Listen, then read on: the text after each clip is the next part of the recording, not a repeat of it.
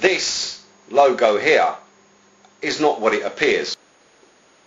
What you see here is how I, through the grace of Jesus Christ our Lord, see the 2012 Olympic logo. This is how you see the 2012 logo. Now look at that. Now that's on the internet, you know, so I haven't used their image because, as I understand it, they're screaming black and blue murder anytime anyone uses this image. And it's hardly surprising that they're complaining about it, because you see, this logo here is not what it appears. It's what's called shape shifting, but people misunderstand it and think that it's something to do with reptilian aliens being able to change their form. But what it is, it's actually just taking geometric shapes and shifting them around. And in this case, the 2012 logo, if you shift the letters around, it spells Zion. Now we've just found the reason why the Gregorian calendar changed the dates. So 2012, I believe, is actually 1999 and 7 months. Whichever day you see these so-called aliens come back to this earth, that will be the 7th month. That will be 1999, because the Gregorian calendar has shifted everything around. Now let's take a very, very closer look at this 2012 logo and just see just how sinister it really is. Now, in order to break the cryptography of the Olympic logo, the 2012 Olympic logo, what you need to do is take a picture of it, like this one here. Make 3 copies as shown here. Alright, now once you've got those 4 pictures, what you do is you put them into your Windows Movie Maker. Now make sure that your pictures are all centralized properly and blend picture 1 and 2 together, and you will get this picture here. Next, blend picture 3 and 4 together and you will get this picture here. Make a snapshot of each and then blend the 2 snapshots together, and this will be the result. Now, for those of you who don't have 3D glasses handy, I'll just run this through a red filter just to give you an idea of what is hidden inside this 3-dimensional cryptography inside the 2012 Olympic logo. Now, you should be able to see an iron cross design in the middle, but that's just scratching the surface. So I'm going to switch back to the normal view and outline the hidden cryptography for you piece by piece, and you can check this yourselves later when you get some 3D glasses, or make a pair out of red and green cellophane. Just place it over each other and look at it through your right eye and you will have the 3D effect. First, we have an X on the outside representing planet X, Nibiru, the planet of the crossing. Then we have a square in the center and an iron cross, just like the Nazis' iron cross. Then we have an X in the center, which along with the square box represents a 2-dimensional bird's eye view of a Mayan pyramid. The small X in the center then extends into a larger X with 4 inward facing triangular shapes. This then also represents 4 torches. From a 3-dimensional bird's eye view perspective, these torches would be facing towards you. However, from the perspective of a 3-dimensional geometric drawing, they are depicted as being folded outwards.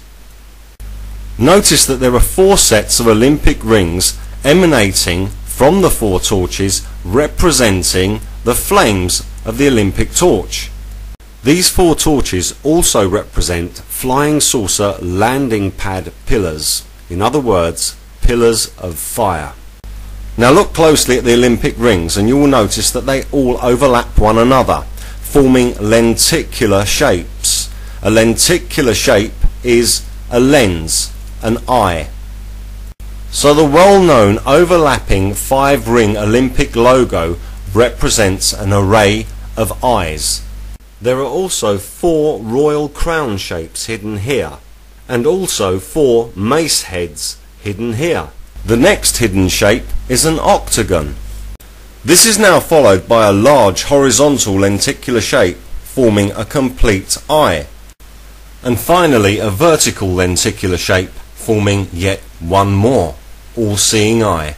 Now before I show you exactly what this means and just how sinister it is and what implications it has for mankind, I'm just going to show you some evidence to prove that this is not a fluke. This is an 1887 Queen Victoria florin. The design in the centre of this coin fits perfectly into the cryptic three-dimensional Olympic logo. Next, this Elizabethan coin's design also fits perfectly into the three-dimensional cryptic design of the Olympic logo. And of course the designs of both of these coins perfectly overlap one another and also fit perfectly into the three-dimensional cryptography of the 2012 Olympic logo. There are also 4 strange faces hidden in this cryptography here. So we'll just move in and make a comparison with the so-called Anunnaki statue.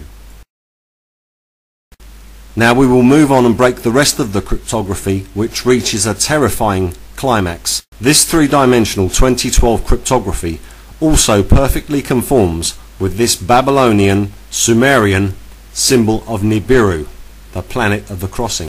The giant to the right hand side of this carving is called an Anunnaki, but that cannot possibly be so because he is a giant, therefore he is a Nephilim, and the Holy Bible tells us that the fallen angels came and had sex with the human women and they gave birth to giants, not had sex with giants. So this is not an Anunnaki, he is a Nephilim.